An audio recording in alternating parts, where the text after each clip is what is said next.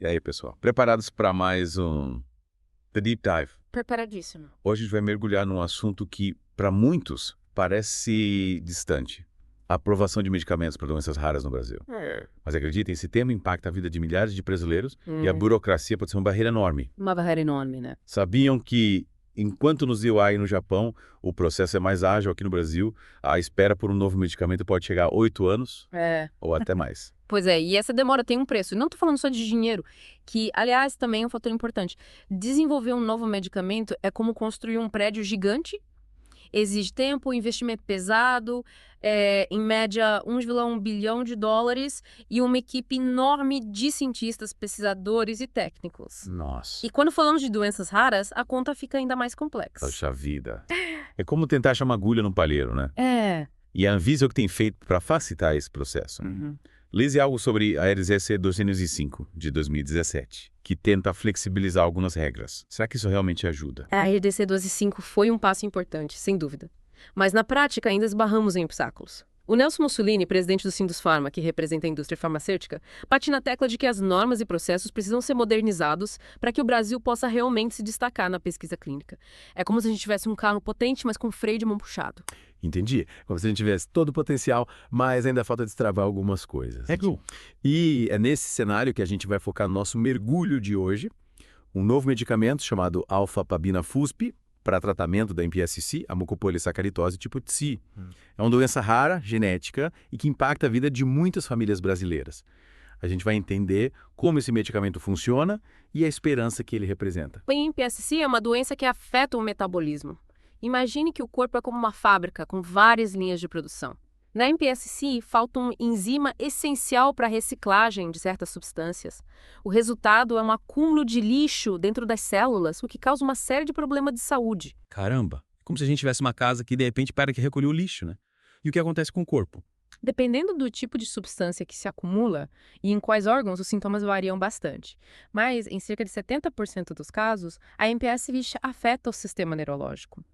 E o prognóstico, infelizmente, não é dos melhores. A doença progride, comprometendo as habilidades cognitivas e pode levar ao óbito precoce, geralmente por volta dos 15 anos de idade. É de partir o coração.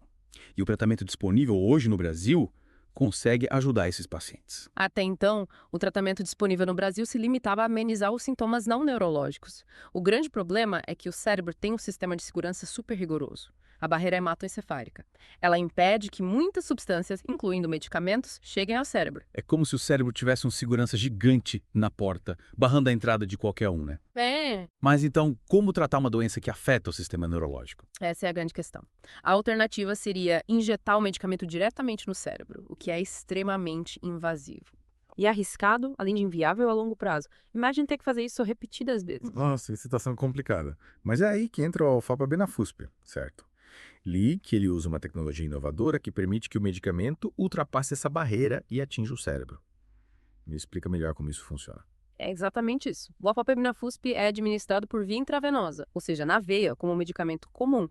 Mas ele possui uma chave especial que o permite atravessar a barreira hematoencefálica e chegar ao cérebro. É como se ele tivesse um passe VIP para entrar na área restrita. Que incrível.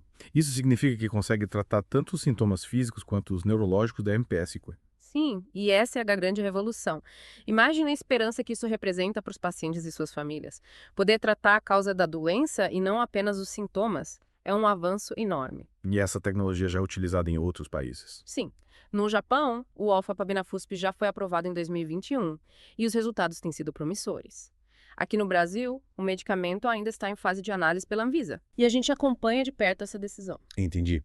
E como foram os resultados dos estudos clínicos realizados aqui no Brasil? A fase SARDO da pesquisa clínica, coordenada pelo Dr. Roberto Gigliani, do Hospital de Clínicas de Porto Alegre, foi um sucesso.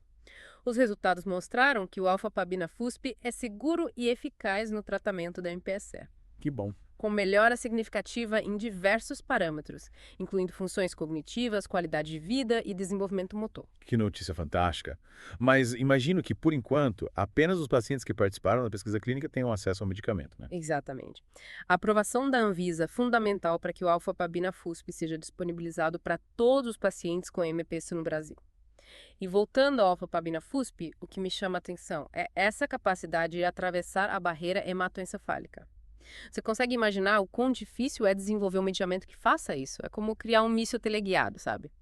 Que consegue atingir um alvo específico no cérebro sem causar danos colaterais. Nossa, que analogia perfeita. Realmente, a gente não tem noção da complexidade que envolve o desenvolvimento de um medicamento como esse.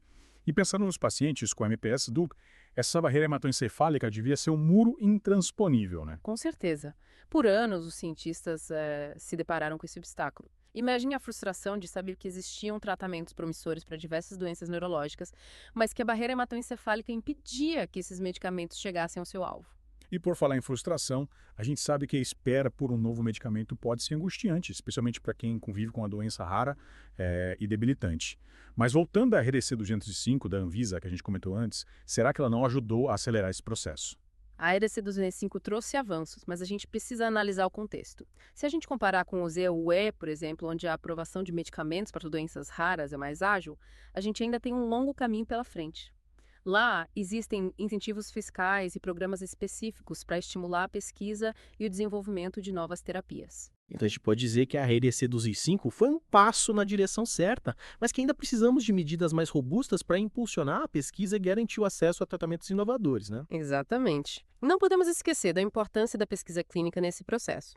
Os estudos clínicos são essenciais para comprovar a segurança e eficácia de um novo medicamento. No caso do Ofupabinafusp, a fase segunda da pesquisa clínica aqui no Brasil, liderada pelo Dr. Gigliani, demonstrou resultados extremamente positivos. Esses resultados são realmente animadores, mas na prática, o que isso significa para os pacientes com MPS-T? Significa que a ciência está avançando e que temos uma nova esperança no horizonte. Os estudos mostraram que o Ofupabinafusp é capaz de reduzir o acúmulo de substâncias tóxicas nas células, melhorar a função motora, o desenvolvimento cognitivo e a qualidade de vida dos pacientes. Que incrível! Saber que existe um tratamento que pode mudar a vida dessas pessoas é realmente emocionante. E o Dr. Gigliani, o que tem dito sobre a importância da aprovação do Ofupabinafusp pela Anvisa? Ele tem sido um grande defensor da aprovação do medicamento. Para ele, cada dia conta na vida desses pacientes. A MPS-CI é uma doença progressiva e quanto antes o tratamento for iniciado, menores as chances de sequelas graves e complicações. É uma corrida contra o tempo, né? E a gente fica aqui na torcida para que a Anvisa reconheça a urgência dessa aprovação e que o Ofupabinafusp possa chegar logo a todos os pacientes que precisam dele no Brasil. E não podemos esquecer do impacto que a aprovação do medicamento teria para as famílias desses pacientes. A MPS-CI é uma doença que exige cuidados intensivos e constantes. E a aprovação do Ofupabinafusp traria um alívio enorme para essas famílias, além de representar um avanço significativo no tratamento da doença no Brasil. Com certeza. A gente viu que a Vanessa Tubel, CEO da JCR Farmacêutica, também destacou a importância da pesquisa clínica no Brasil, não só para o avanço da ciência, mas para o desenvolvimento do país como um todo. Sim, ela defende que investir em pesquisa é investir no futuro do Brasil. A pesquisa clínica gera empregos, atrai investimentos estrangeiros e coloca o país no mapa da inovação. A pesquisa clínica é como uma semente que a gente planta hoje para colher frutos no futuro, né? E a gente torce para que o Brasil continue investindo nesse campo e que a aprovação do Ofupabinafusp seja um marco nesse processo. E você que está nos acompanhando, o que acha de tudo isso? Será que o Brasil está preparado para ser protagonista no tratamento de doenças raras? A gente volta já para discutir um pouco mais sobre as perspectivas para o futuro.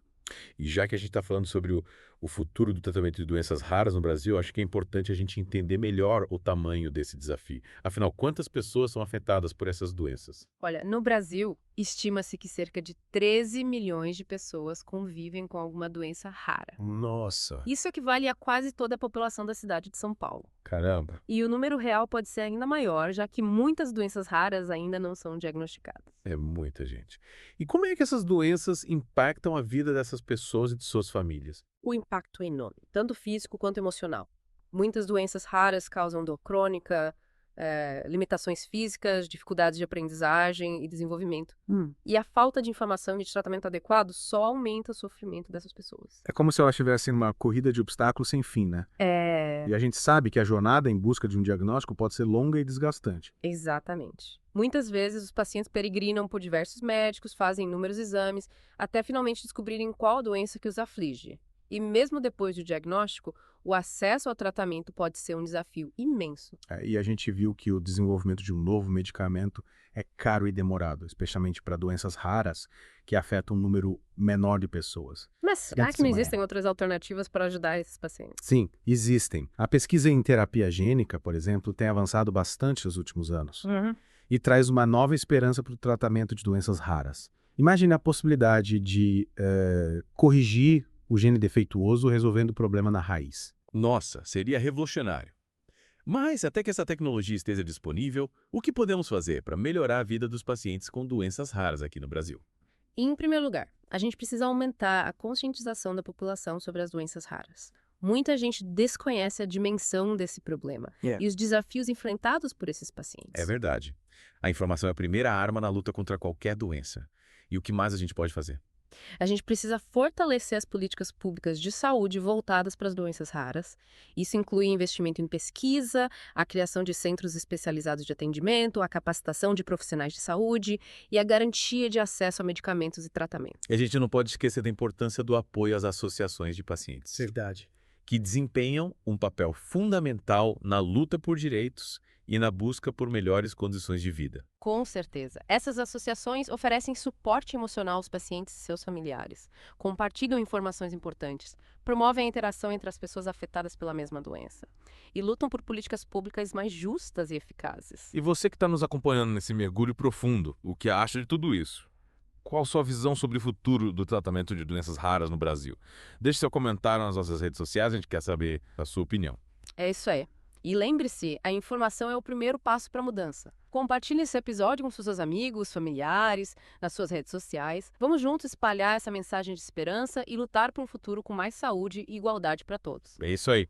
A gente fica por aqui, mas a conversa continua nas nossas redes sociais. Esperamos que você tenha aprendido mais sobre doenças raras e a importância de lutarmos por um futuro com mais saúde e igualdade para todos. Até a próxima! Até a próxima!